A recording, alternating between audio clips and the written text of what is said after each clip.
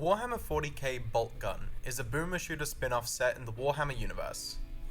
I think it's important to get this out of the way first. I have literally no attachment or history with Warhammer.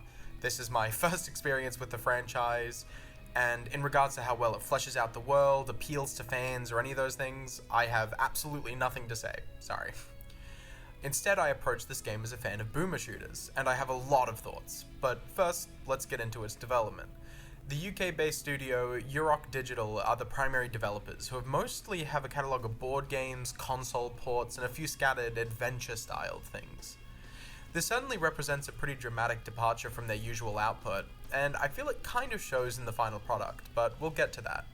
Boltgun released in May of 2023, and it came to basically all modern consoles and PC. So I really think there are two parts to this game as a whole. One is presentation, and the other is gameplay. Obviously, since it advertises itself as a retro-styled FPS, the presentation is pretty core to the game's identity, and any good boomer shooter lives or dies by its minute-to-minute gameplay, with little to no overarching story worth worrying about, which is fine by me. I'm a pretty big fan of the genre, and one of my favorite games of all time, Dusk, is a Doom-inspired boomer shooter just like this. So I was more than ready to dive right in, especially when I received it for no additional cost through my PS Plus subscription. And having finished it, overall I have some pretty mixed thoughts, but I actually think my journey through the game was still quite valuable. So let's get right into it. When I say my journey was valuable, this is what I mean. I did have a baseline enjoyment all the way through, but the beginning was easily my worst impression of the game for a couple of reasons. But then, as I slowly made my way through the game, and more importantly I changed some settings which I didn't know about, I came to grips with what this game is, and that helped me like it, despite my gripes. I don't think this is an excellent game by any means. I would not rank it highly among the modern wave of indie shooters, to be completely frank. But I do think it offers its own sort of experience in a couple ways. I just wish it was a little bit more unique. The defining characteristic of the game is the protagonist. You're a heavily armored space marine, and the weight and heft is communicated through gameplay. The footsteps are heavy and cause some minor shaking as you sprint. You move slowly and you collide with the floor with a proper thump anytime you land from a high distance. It is communicated in the feel of the game, and I think that's great. Having a meaningfully unique type of character and then having that impact gameplay is definitely what sets Boltgun apart from its contemporaries.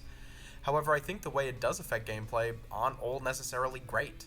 In the original Doom, you move very fast. It feels faster than the sprint in this game, and then you can also sprint there, although most ports usually have it automatically set to always run. And when you're running, the player moves at blazingly fast speeds.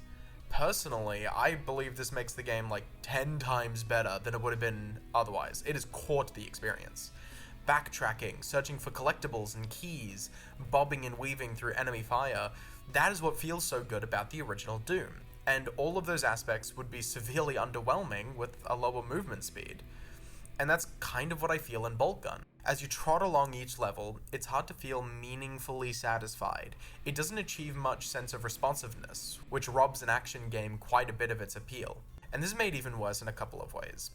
Personally, I'm anti-sprint in most shooters. I think it rarely adds depth to gameplay, and I would much rather move faster in a game like this rather than slower. It's rare you need that kind of physical precision. But if there's going to be a sprint, it should be a toggle. For some insane reason, this game requires you to hold down the sprint button. It's L3 on consoles, so you click in the joystick. I'm already not a fan of clicking that in. I think that's a kind of a bad input, and it feels terrible to have to move the stick while clicking it in. It's so uncomfortable, especially in a movement-heavy game like this.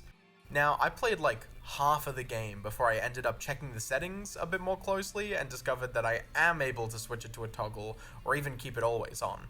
Now, this does kind of fix my problem. I do still dislike how it feels when the screen lurches with every step, but still, that is far less of an issue. But I will absolutely condemn the default option for being what it is. I had a similar experience with the melee attack. It really didn't click for me, and I would instigate it and it would do barely any damage. There were times where I mashed the button and it was so hilariously weak that it wasn't worth using at all. But eventually I found in the settings that there was a specific input method to make it work as intended. I ended up just changing it to just be a held input. It does significantly more damage and is actually kind of useful, though even then, it isn't really any better than most of the guns, and that's a problem we'll get into later. But both of these represent a weird interaction I had with the game. Misunderstandings or just not liking some base mechanics, which can be basically fixed by the settings. I do wonder why these were set as the default. But to be clear, because of the ability to change and adapt them, they aren't purely negative. I do think the existing design leads to an experience similar to my own though, which can be improved. However, there was one last example of this, which was the mapping system.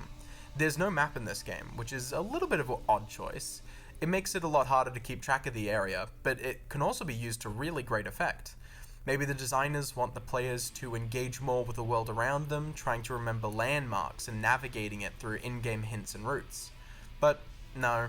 Instead, by pressing the select button, it pops up a yellow dotted line that leads you exactly to where you need to be. So there's basically no reason to grapple with the levels, learn their layouts, and gain familiarity. It's a massive shame. The line appears for a few seconds, but there's even a setting that allows you to completely toggle it, so you can leave it on for a while. I usually wouldn't want this until more than halfway through the game. I totally gave in, and the main reason I did is because the level design is just not very good. Everyone who has played Doom has the game's first level, E1M1, burned into their memory. There isn't even much backtracking in the level, but as Doom introduces the key system, it leads to be far more interesting and exciting level design later. It was a core aspect to that game's appeal. Boltgun also has a key system, but it is rarely used intelligently. Levels usually just kind of have a completely straight path, even if it turns to the left or to the right, it's still just a hallway. There rarely are sort of hub centers with branching paths or anything like that which can be seen in Doom. Instead, it's just mostly linear with the occasional moment where you're forced to go back through the level until you find the door and continue on from there. It doesn't really lead you to have an interesting experience with finding and remembering key locations of the doors, especially with a yellow dotted line pointing exactly where you need to go at the press of the button. Some of the arena layouts aren't too bad, giving you dynamic options to dodge, weave, take shelter, and grab pickups when fighting enemies. These closed off little bits just for battle can be quite fun. But I would argue it's always just as fun running around an empty Doom level to find the last couple secrets and pickups and keys. But here, that's probably the worst part of this game. Another big issue I have with the level design is the over-reliance on what the game calls purges. The screen gets a red tint, the door out of the room is blocked with a big red aura, and you have to kill every enemy in the room. This is already kind of lazy design, but can be used very effectively to trap the player in a fun arena designed for dynamic combat, which I do think this game does occasionally. But a lot of the time, the area isn't very well thought out, and just feels like the rest of the level. And what's even worse is, there is a number of times I ran into the red door, and I didn't see a single enemy. Multiple times throughout the game, I had to seek out just a single roaming enemy that was hidden away I had yet to kill on my way in, and only when I find and kill them do the rest spawn in and I can have fun.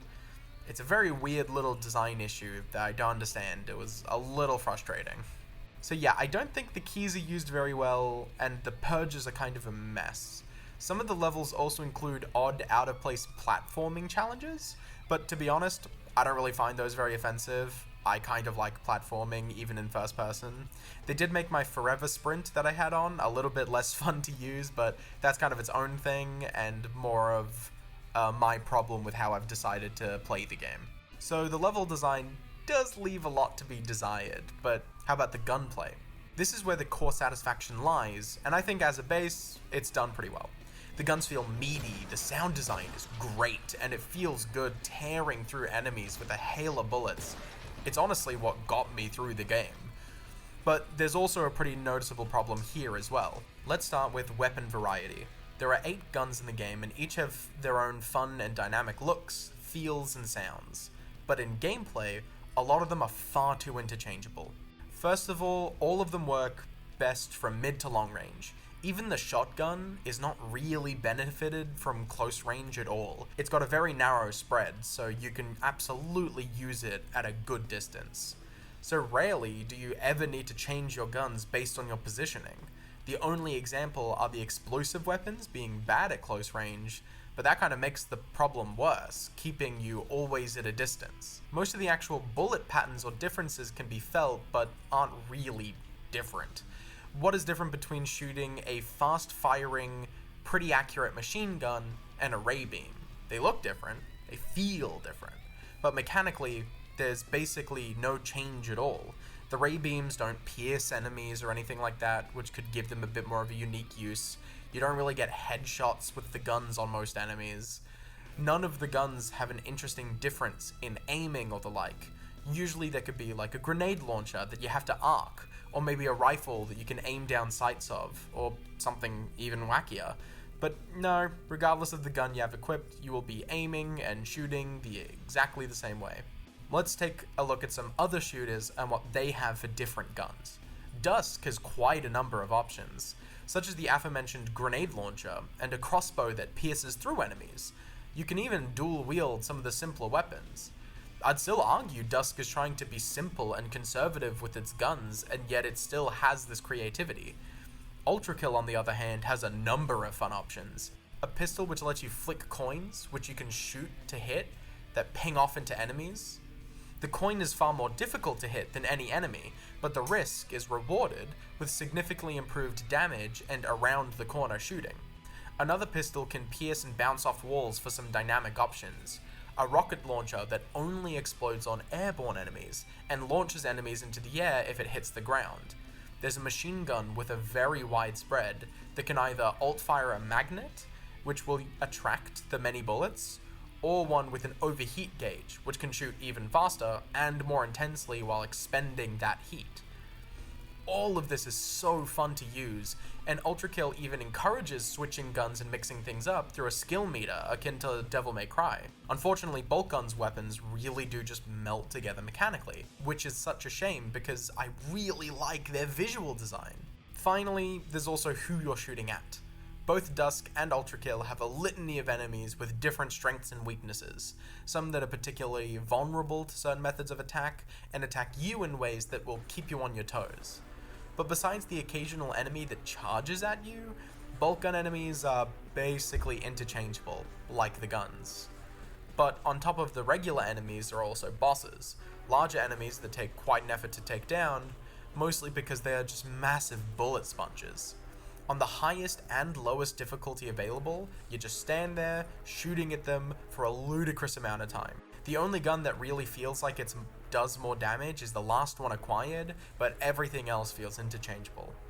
It really detracts from the power fantasy vibe that a lot of the game is giving off.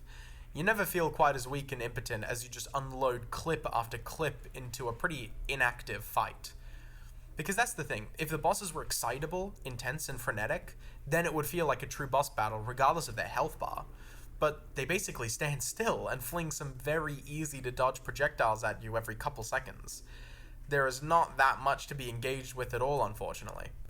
And I think that difficulty was a tough one as well. I tried switching between some of the tougher options and some of the easier options, and neither were very satisfying. Easy can be fun to enhance the power fantasy of it all, and in the end, I did actually play like half of the game on a pretty easy mode because of reasons I'll explain in a second. Really, it makes the game into even more of a fast food experience. It goes down quick and easy, but doesn't really satisfy you. But that was my choice, not the game's fault. I did play on the harder difficulty quite a bit in the added Horde mode, which was a bit more fun, but it still had its problems. Usually I prefer something harder with games like this, but I found that kind of boring here because it felt like I didn't have the tools to adapt my gameplay. The skill ceiling is quite low, which really ruins the fun a higher difficulty can provide. Now, usually I'm just alright at action games. I don't think I have any right to brag, nor am I completely terrible. I don't mean to comment on how easily I can reach the skill ceiling, and maybe the gameplay on screen is convincing you that I'm nowhere near, but I can see the skill ceiling, and is far, far lower than something like Ultrakill or Dusk. Though, to be fair to this game, that does not have to be a bad thing. If anything, this could be why someone likes the game.